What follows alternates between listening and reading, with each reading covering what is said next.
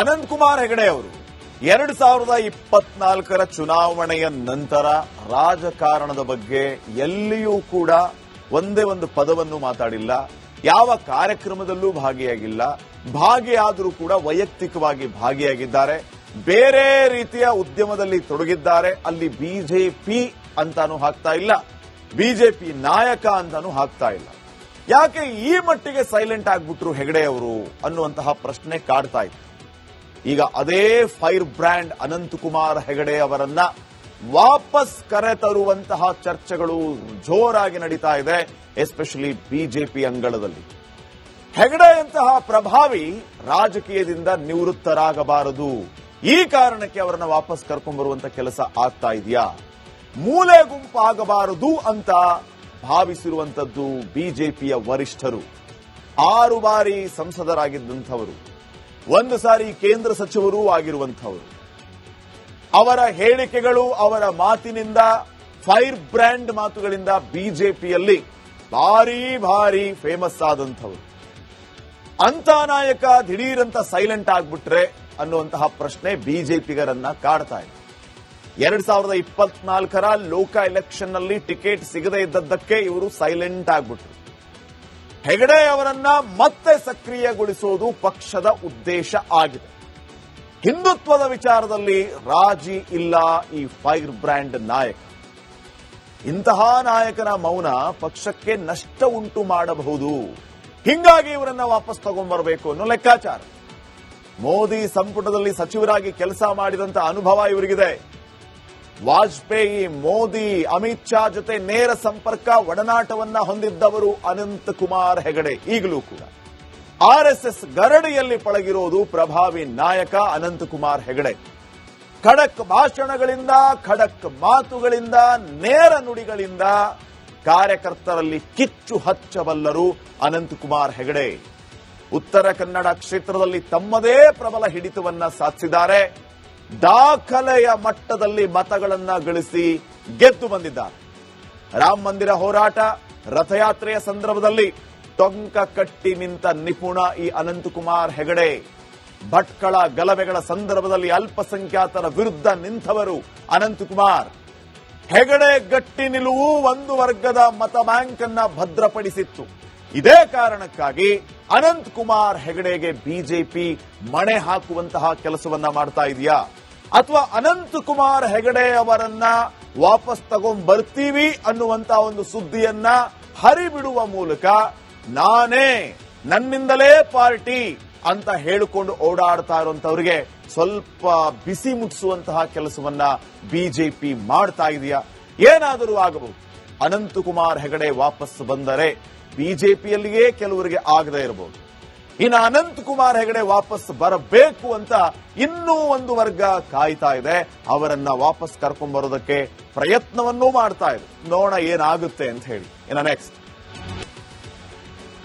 ಅನಂತಕುಮಾರ್ ಹೆಗಡೆ ಅವರು 2024ರ ಚುನಾವಣೆಯ ನಂತರ ರಾಜಕಾರಣದ ಬಗ್ಗೆ ಎಲ್ಲಿಯೂ ಕೂಡ ಒಂದೇ ಒಂದು ಪದವನ್ನು ಮಾತಾಡಿಲ್ಲ. ಯಾವ ಕಾರ್ಯಕ್ರಮದಲ್ಲೂ ಭಾಗಿಯಾಗಿಲ್ಲ. ಭಾಗಿಯಾದರೂ ಕೂಡ ವೈಯಕ್ತಿಕವಾಗಿ ಭಾಗಿಯಾಗಿದ್ದಾರೆ. ಬೇರೆ ರೀತಿಯ ಉದ್ಯಮದಲ್ಲಿ ತೊಡಗಿದ್ದಾರೆ. ಅಲ್ಲಿ ಬಿಜೆಪಿ ಅಂತಾನೂ ಹಾಕ್ತಾ ಇಲ್ಲ, ಬಿಜೆಪಿ ನಾಯಕ ಅಂತಾನೂ ಹಾಕ್ತಾ ಇಲ್ಲ. ಯಾಕೆ ಈ ಮಟ್ಟಿಗೆ ಸೈಲೆಂಟ್ ಆಗ್ಬಿಟ್ರು ಹೆಗಡೆ ಅವರು ಅನ್ನುವಂತಹ ಪ್ರಶ್ನೆ ಕಾಡ್ತಾ ಇತ್ತು. ಈಗ ಅದೇ ಫೈರ್ ಬ್ರ್ಯಾಂಡ್ ಅನಂತಕುಮಾರ್ ಹೆಗಡೆ ಅವರನ್ನ ವಾಪಸ್ ಕರೆತರುವಂತಹ ಚರ್ಚೆಗಳು ಜೋರಾಗಿ ನಡೀತಾ ಇದೆ, ಎಸ್ಪೆಷಲಿ ಬಿಜೆಪಿ ಅಂಗಳದಲ್ಲಿ. ಹೆಗಡೆಯಂತಹ ಪ್ರಭಾವಿ ರಾಜಕೀಯದಿಂದ ನಿವೃತ್ತರಾಗಬಾರದು. ಈ ಕಾರಣಕ್ಕೆ ಅವರನ್ನ ವಾಪಸ್ ಕರ್ಕೊಂಡ್ಬರುವಂತ ಕೆಲಸ ಆಗ್ತಾ ಇದೆಯಾ? ಮೂಲೆ ಗುಂಪಾಗಬಾರದು ಅಂತ ಭಾವಿಸಿರುವಂತದ್ದು ಬಿಜೆಪಿಯ ವರಿಷ್ಠರು. 6 ಬಾರಿ ಸಂಸದರಾಗಿದ್ದಂಥವರು, 1 ಸಾರಿ ಕೇಂದ್ರ ಸಚಿವರೂ ಆಗಿರುವಂಥವರು. ಅವರ ಹೇಳಿಕೆಗಳು, ಅವರ ಮಾತಿನಿಂದ, ಫೈರ್ ಬ್ರ್ಯಾಂಡ್ ಮಾತುಗಳಿಂದ ಬಿಜೆಪಿಯಲ್ಲಿ ಭಾರಿ ಫೇಮಸ್ ಆದಂಥವರು. ಅಂತ ನಾಯಕ ದಿಢೀರಂತ ಸೈಲೆಂಟ್ ಆಗ್ಬಿಟ್ರೆ ಅನ್ನುವಂತಹ ಪ್ರಶ್ನೆ ಬಿಜೆಪಿಗರನ್ನ ಕಾಡ್ತಾ ಇದೆ. 2024ರ ಲೋಕ ಎಲೆಕ್ಷನ್ ನಲ್ಲಿ ಟಿಕೆಟ್ ಸಿಗದೇ ಇದ್ದದ್ದಕ್ಕೆ ಇವರು ಸೈಲೆಂಟ್ ಆಗ್ಬಿಟ್ರು.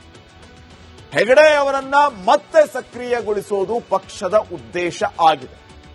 ಹಿಂದುತ್ವದ ವಿಚಾರದಲ್ಲಿ ರಾಜಿ ಇಲ್ಲ ಈ ಫೈರ್ ಬ್ರ್ಯಾಂಡ್ ನಾಯಕ. ಇಂತಹ ನಾಯಕನ ಮೌನ ಪಕ್ಷಕ್ಕೆ ನಷ್ಟ ಉಂಟು ಮಾಡಬಹುದು. ಹಿಂಗಾಗಿ ಇವರನ್ನ ವಾಪಸ್ ತಗೊಂಡ್ಬರಬೇಕು ಅನ್ನೋ ಲೆಕ್ಕಾಚಾರ. ಮೋದಿ ಸಂಪುಟದಲ್ಲಿ ಸಚಿವರಾಗಿ ಕೆಲಸ ಮಾಡಿದಂತ ಅನುಭವ ಇವರಿಗಿದೆ. ವಾಜಪೇಯಿ, ಮೋದಿ, ಅಮಿತ್ ಶಾ ಜೊತೆ ನೇರ ಸಂಪರ್ಕ, ಒಡನಾಟವನ್ನ ಹೊಂದಿದ್ದವರು ಅನಂತಕುಮಾರ್ ಹೆಗಡೆ. ಈಗಲೂ ಕೂಡ ಆರ್ಎಸ್ಎಸ್ ಗರಡಿಯಲ್ಲಿ ಪಳಗಿರೋದು ಪ್ರಭಾವಿ ನಾಯಕ ಅನಂತಕುಮಾರ್ ಹೆಗಡೆ. ಖಡಕ್ ಭಾಷಣಗಳಿಂದ, ಖಡಕ್ ಮಾತುಗಳಿಂದ, ನೇರ ನುಡಿಗಳಿಂದ ಕಾರ್ಯಕರ್ತರಲ್ಲಿ ಕಿಚ್ಚು ಹಚ್ಚಬಲ್ಲರು ಅನಂತಕುಮಾರ್ ಹೆಗಡೆ. ಉತ್ತರ ಕನ್ನಡ ಕ್ಷೇತ್ರದಲ್ಲಿ ತಮ್ಮದೇ ಪ್ರಬಲ ಹಿಡಿತವನ್ನ ಸಾಧಿಸಿದ್ದಾರೆ. ದಾಖಲೆಯ ಮಟ್ಟದಲ್ಲಿ ಮತಗಳನ್ನ ಗಳಿಸಿ ಗೆದ್ದು ಬಂದಿದ್ದಾರೆ. ರಾಮ ಮಂದಿರ ಹೋರಾಟ, ರಥಯಾತ್ರೆಯ ಸಂದರ್ಭದಲ್ಲಿ ಟೊಂಕ ಕಟ್ಟಿ ನಿಂತ ನಿಪುಣ ಈ ಅನಂತಕುಮಾರ್ ಹೆಗಡೆ. ಭಟ್ಕಳ ಗಲಭೆಗಳ ಸಂದರ್ಭದಲ್ಲಿ ಅಲ್ಪಸಂಖ್ಯಾತರ ವಿರುದ್ಧ ನಿಂತವರು ಅನಂತಕುಮಾರ್ ಹೆಗಡೆ. ಗಟ್ಟಿ ನಿಲುವು ಒಂದು ವರ್ಗದ ಮತ ಬ್ಯಾಂಕ್ ಅನ್ನ ಭದ್ರಪಡಿಸಿತ್ತು. ಇದೇ ಕಾರಣಕ್ಕಾಗಿ ಅನಂತಕುಮಾರ್ ಹೆಗಡೆಗೆ ಬಿಜೆಪಿ ಮಣೆ ಹಾಕುವಂತಹ ಕೆಲಸವನ್ನ ಮಾಡ್ತಾ ಇದೆಯಾ, ಅಥವಾ ಅನಂತಕುಮಾರ್ ಹೆಗಡೆ ಅವರನ್ನ ವಾಪಸ್ ತಗೊಂಡ್ಬರ್ತೀವಿ ಅನ್ನುವಂತಹ ಒಂದು ಸುದ್ದಿಯನ್ನ ಹರಿಬಿಡುವ ಮೂಲಕ ನಾನೇ, ನನ್ನಿಂದಲೇ ಪಾರ್ಟಿ ಅಂತ ಹೇಳಿಕೊಂಡು ಓಡಾಡ್ತಾ ಇರುವಂತವರಿಗೆ ಸ್ವಲ್ಪ ಬಿಸಿ ಮುಟ್ಟಿಸುವಂತಹ ಕೆಲಸವನ್ನ ಬಿಜೆಪಿ ಮಾಡ್ತಾ ಇದೆಯಾ? ಏನಾದರೂ ಆಗಬಹುದು. ಅನಂತಕುಮಾರ್ ಹೆಗಡೆ ವಾಪಸ್ ಬಂದರೆ ಬಿಜೆಪಿಯಲ್ಲಿಯೇ ಕೆಲವರಿಗೆ ಆಗದೇ ಇರಬಹುದು. ಇನ್ನು ಅನಂತಕುಮಾರ್ ಹೆಗಡೆ ವಾಪಸ್ ಬರಬೇಕು ಅಂತ ಇನ್ನೂ ಒಂದು ವರ್ಗ ಕಾಯ್ತಾ ಇದೆ. ಅವರನ್ನ ವಾಪಸ್ ಕರ್ಕೊಂಡ್ ಬರೋದಕ್ಕೆ ಪ್ರಯತ್ನವನ್ನೂ ಮಾಡ್ತಾ ಇದೆ. ನೋಡೋಣ ಏನಾಗುತ್ತೆ ಅಂತ ಹೇಳಿ. ಇನ್ನು ನೆಕ್ಸ್ಟ್, ಅನಂತಕುಮಾರ್ ಹೆಗಡೆ ಅವರು 2024 ಚುನಾವಣೆಯ ನಂತರ ರಾಜಕಾರಣದ ಬಗ್ಗೆ ಎಲ್ಲಿಯೂ ಕೂಡ ಒಂದೇ ಒಂದು ಪದವನ್ನು ಮಾತಾಡಿಲ್ಲ. ಯಾವ ಕಾರ್ಯಕ್ರಮದಲ್ಲೂ ಭಾಗಿಯಾಗಿಲ್ಲ. ಭಾಗಿಯಾದರೂ ಕೂಡ ವೈಯಕ್ತಿಕವಾಗಿ ಭಾಗಿಯಾಗಿದ್ದಾರೆ. ಬೇರೆ ರೀತಿಯ ಉದ್ಯಮದಲ್ಲಿ ತೊಡಗಿದ್ದಾರೆ. ಅಲ್ಲಿ ಬಿಜೆಪಿ ಅಂತಾನೂ ಹಾಕ್ತಾ ಇಲ್ಲ, ಬಿಜೆಪಿ ನಾಯಕ ಅಂತಾನೂ ಹಾಕ್ತಾ ಇಲ್ಲ. ಯಾಕೆ ಈ ಮಟ್ಟಿಗೆ ಸೈಲೆಂಟ್ ಆಗ್ಬಿಟ್ರು ಹೆಗಡೆ ಅವರು ಅನ್ನುವಂತಹ ಪ್ರಶ್ನೆ ಕಾಡ್ತಾ ಇತ್ತು. ಈಗ ಅದೇ ಫೈರ್ ಬ್ರ್ಯಾಂಡ್ ಅನಂತಕುಮಾರ್ ಹೆಗಡೆ ಅವರನ್ನ ವಾಪಸ್ ಕರೆತರುವಂತಹ ಚರ್ಚೆಗಳು ಜೋರಾಗಿ ನಡೀತಾ ಇದೆ, ಎಸ್ಪೆಷಲಿ ಬಿಜೆಪಿ ಅಂಗಳದಲ್ಲಿ. ಹೆಗಡೆಯಂತಹ ಪ್ರಭಾವಿ ರಾಜಕೀಯದಿಂದ ನಿವೃತ್ತರಾಗಬಾರದು. ಈ ಕಾರಣಕ್ಕೆ ಅವರನ್ನ ವಾಪಸ್ ಕರ್ಕೊಂಡ್ಬರುವಂತ ಕೆಲಸ ಆಗ್ತಾ ಇದೆಯಾ? ಮೂಲೆ ಗುಂಪಾಗಬಾರದು ಅಂತ ಭಾವಿಸಿರುವಂತದ್ದು ಬಿಜೆಪಿಯ ವರಿಷ್ಠರು. 6 ಬಾರಿ ಸಂಸದರಾಗಿದ್ದಂಥವರು, 1 ಸಾರಿ ಕೇಂದ್ರ ಸಚಿವರೂ ಆಗಿರುವಂಥವರು. ಅವರ ಹೇಳಿಕೆಗಳು, ಅವರ ಮಾತಿನಿಂದ, ಫೈರ್ ಬ್ರ್ಯಾಂಡ್ ಮಾತುಗಳಿಂದ ಬಿಜೆಪಿಯಲ್ಲಿ ಭಾರಿ ಭಾರಿ ಫೇಮಸ್ ಆದಂಥವರು. ಅಂತ ನಾಯಕ ದಿಢೀರಂತ ಸೈಲೆಂಟ್ ಆಗ್ಬಿಟ್ರೆ ಅನ್ನುವಂತಹ ಪ್ರಶ್ನೆ ಬಿಜೆಪಿಗರನ್ನ ಕಾಡ್ತಾ ಇದೆ. 2024 ಲೋಕ ಎಲೆಕ್ಷನ್ ನಲ್ಲಿ ಟಿಕೆಟ್ ಸಿಗದೇ ಇದ್ದದ್ದಕ್ಕೆ ಇವರು ಸೈಲೆಂಟ್ ಆಗ್ಬಿಟ್ರು. ಹೆಗಡೆ ಅವರನ್ನ ಮತ್ತೆ ಸಕ್ರಿಯಗೊಳಿಸೋದು ಪಕ್ಷದ ಉದ್ದೇಶ ಆಗಿದೆ. ಹಿಂದುತ್ವದ ವಿಚಾರದಲ್ಲಿ ರಾಜಿ ಇಲ್ಲ ಈ ಫೈರ್ ಬ್ರ್ಯಾಂಡ್ ನಾಯಕ.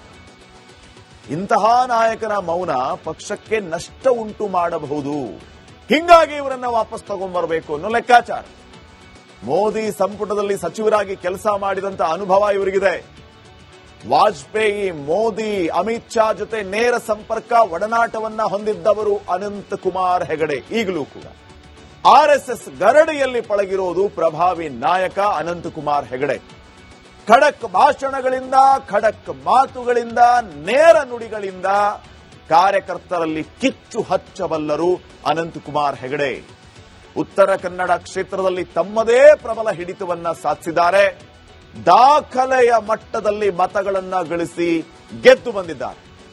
ರಾಮ ಮಂದಿರ ಹೋರಾಟ, ರಥಯಾತ್ರೆಯ ಸಂದರ್ಭದಲ್ಲಿ ಟೊಂಕ ಕಟ್ಟಿ ನಿಂತ ನಿಪುಣ ಈ ಅನಂತಕುಮಾರ್ ಹೆಗಡೆ. ಭಟ್ಕಳ ಗಲಭೆಗಳ ಸಂದರ್ಭದಲ್ಲಿ ಅಲ್ಪಸಂಖ್ಯಾತರ ವಿರುದ್ಧ ನಿಂತವರು ಅನಂತಕುಮಾರ್ ಹೆಗಡೆ. ಗಟ್ಟಿ ನಿಲುವು ಒಂದು ವರ್ಗದ ಮತ ಬ್ಯಾಂಕ್ ಅನ್ನ ಭದ್ರಪಡಿಸಿತ್ತು.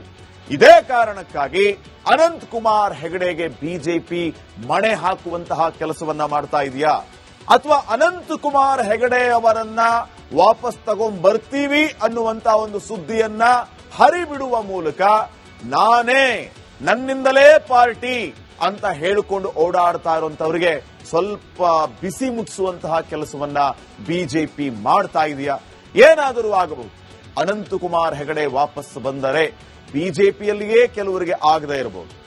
ಇನ್ನು ಅನಂತಕುಮಾರ್ ಹೆಗಡೆ ವಾಪಸ್ ಬರಬೇಕು ಅಂತ ಇನ್ನೂ ಒಂದು ವರ್ಗ ಕಾಯ್ತಾ ಇದೆ. ಅವರನ್ನ ವಾಪಸ್ ಕರ್ಕೊಂಡ್ ಬರೋದಕ್ಕೆ ಪ್ರಯತ್ನವನ್ನೂ ಮಾಡ್ತಾ ಇದೆ. ನೋಡೋಣ ಏನಾಗುತ್ತೆ ಅಂತ ಹೇಳಿ. ಇನ್ನು ನೆಕ್ಸ್ಟ್